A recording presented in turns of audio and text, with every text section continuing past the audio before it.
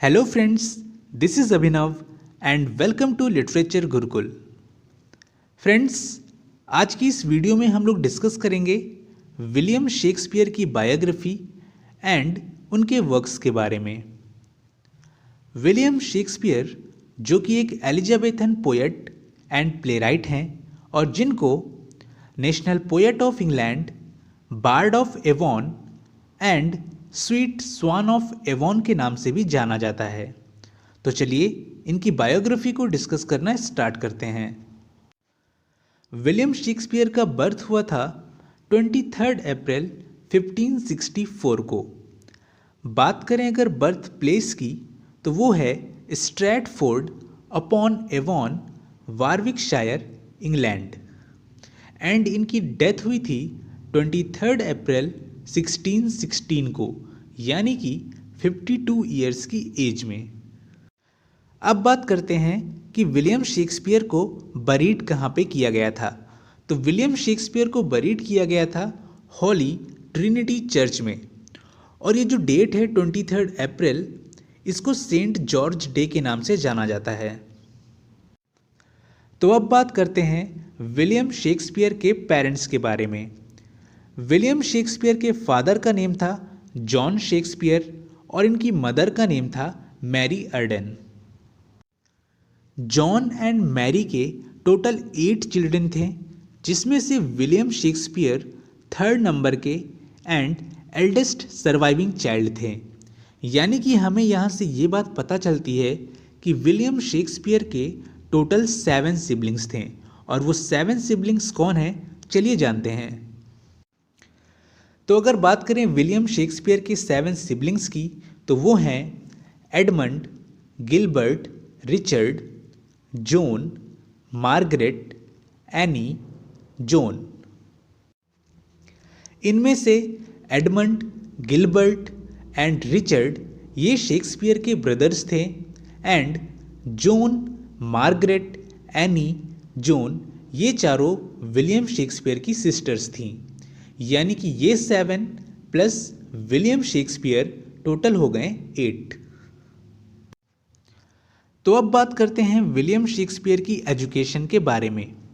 तो William Shakespeare ने 1571 में यानी कि 7 ईयर्स की एज में अपनी स्कूलिंग स्टार्ट की एक ग्रामर स्कूल से, जिसे द किंग्स न्यू स्कूल या फिर किंग एडवर्ड 6 ग्रामर स्कूल के नाम से जाना जाता है।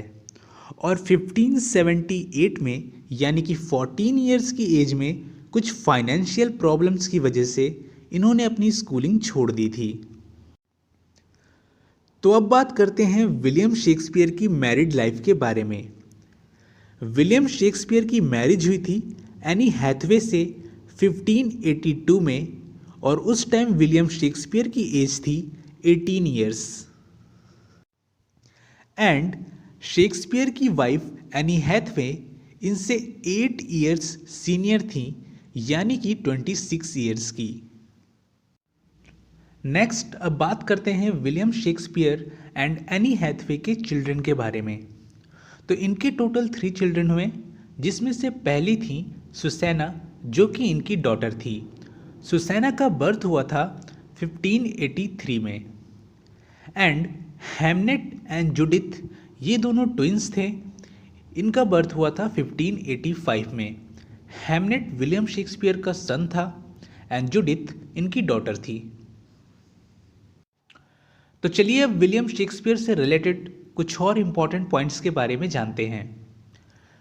1585 से 1592 का जो पीरियड है वो विलियम शेक्सपियर के लॉस्ट ईयर्स के नाम से जाना जाता है। 1596 में शेक्सपियर के बेटे हेमनेट की डेथ हो जाती है, यानी कि 11 ईयर्स की एज में। और इसके बाद 1597 में विलियम शेक्सपियर ने न्यू प्लेस नाम का एक हाउस परचेज किया, जो कि स्ट्रैटफोर्ड अपॉन एवॉन में one of the largest house था।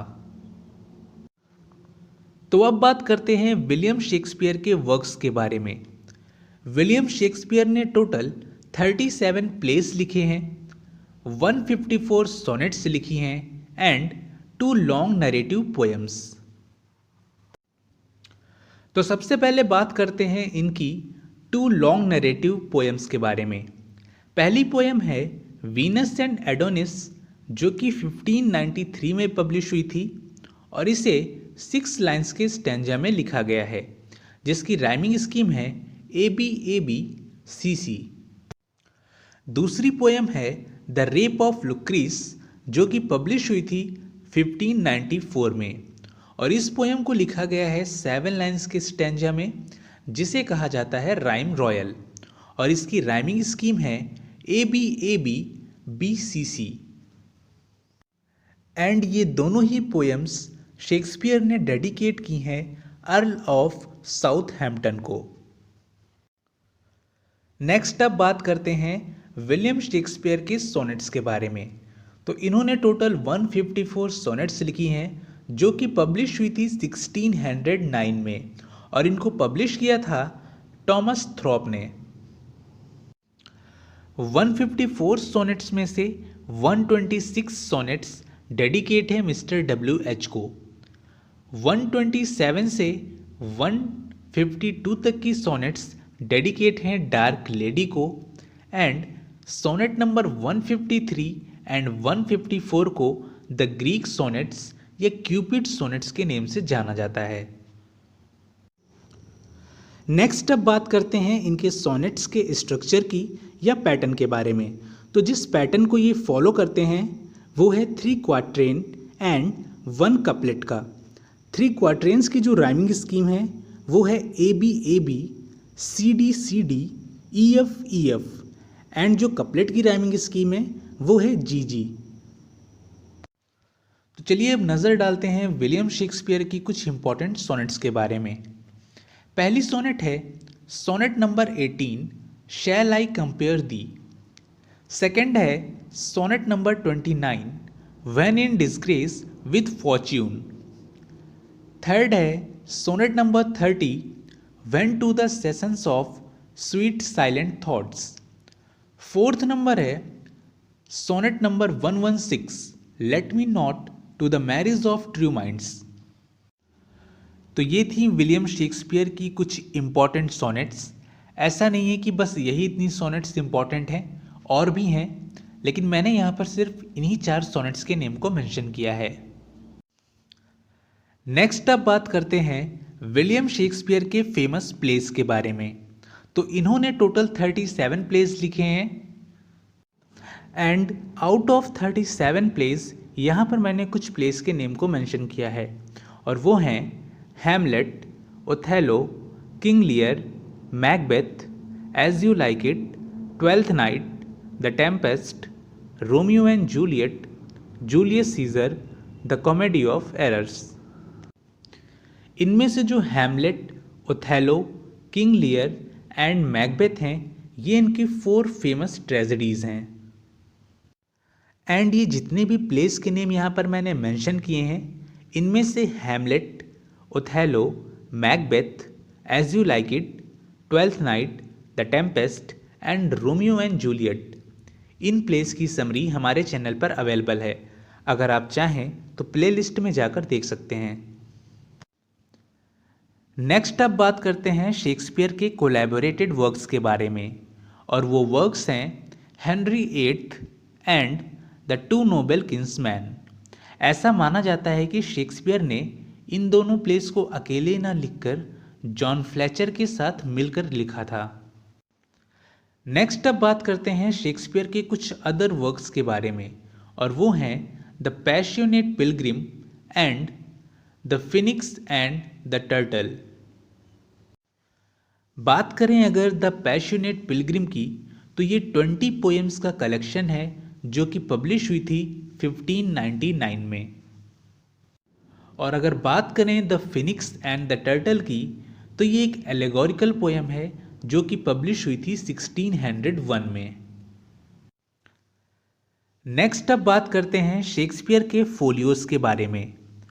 तो इनका फर्स्ट फोलियो पब्लिश हुआ था 1623 में, जिसे कंपाइल किया था इनके कलीग हेमिंग्स एंड कॉन्डेल ने। फर्स्ट फोलियो में टोटल 37 में से 36 प्लेस पब्लिश हुए थे। एक प्ले पब्लिश नहीं हुआ था, वो है पेरिक्लेस। सेकंड फोलियो पब्लिश हुआ था 1632 में, थर्ड फोलियो पब्लिश हुआ था 1663 में एंड फोर्थ फोलियो पब्लिश हुआ था 1685 में।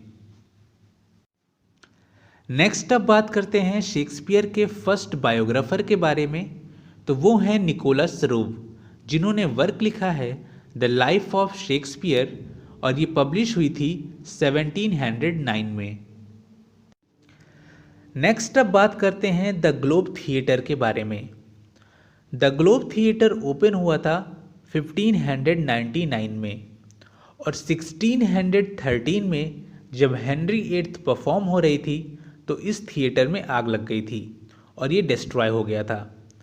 उसके बाद 1614 में इस थिएटर को फिर से बनाया गया एंड 1642 में इस थिएटर को क्लोज कर दिया गया।